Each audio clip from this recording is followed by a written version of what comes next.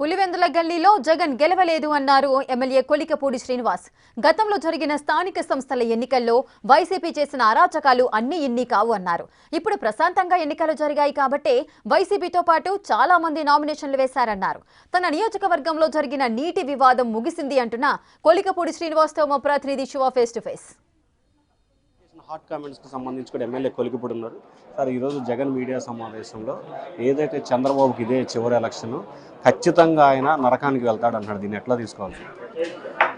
పులివెందుల గల్లీలో గల్లంతైన జగన్ ఆ పరాభవం నుండి రాష్ట్ర ప్రజల దృష్టిని మళ్లించడం కోసం ఢిల్లీ రాజకీయాల గురించి మాట్లాడుతున్నాడు. అన్నిటికన్నా నీచంగా తన తండ్రి వయస్కుడైన గౌరవ ముఖ్యమంత్రి చంద్రబాబు నాయుడు గారి గురించి ఆయన చావుని కోరుకుంటూ మాట్లాడటం అనేది జగన్మోహన్ రెడ్డి మానసికంగా ఎంత గందరగోళ పరిస్థితిలో ఉన్నాడో అర్థం పడుతుంది.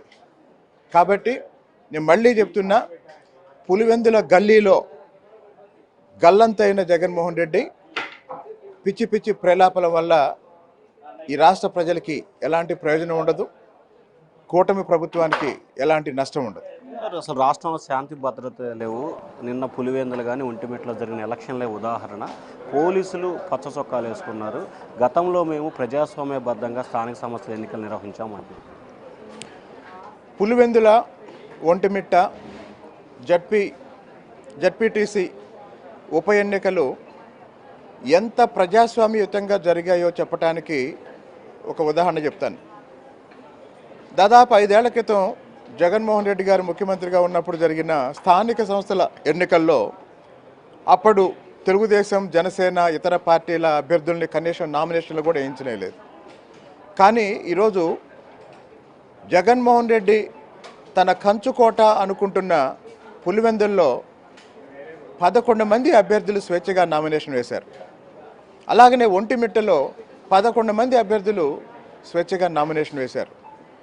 మరి నిజంగా పోలీసుల సహాయంతో తెలుగుదేశం పార్టీ అక్కడ ఏదో అరాచకం చేయాలి అనుకుంటే వైఎస్ఆర్సీపీ అభ్యర్థి నామినేషన్ ఎలా వేసేవాడు, ఇతర 10 మంది నామినేషన్లు ఎలా వేసేవాళ్ళు?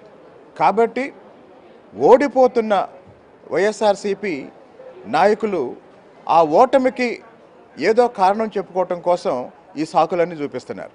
సార్, ఇటీవల మీ నియోజకవర్గంలో నీటికి సంబంధించి ఒక వివాదం జరుగుతుంది. ఏంటి సార్ అది? ఏం లేదు, అది అయిపోయింది. సో ఇది మొత్తం మీద చూసుకుంటే కావాలనే రాజకీయ దురుద్దేశంతో, రాజకీయంగా ఖచ్చితంగా లబ్ధి పొందాలని ఏకైక ధ్యేయంతో ఈ రకంగా వ్యవహరిస్తున్నారని చెప్పి ఎమ్మెల్యే కొలికిపూడి అంటున్నారు.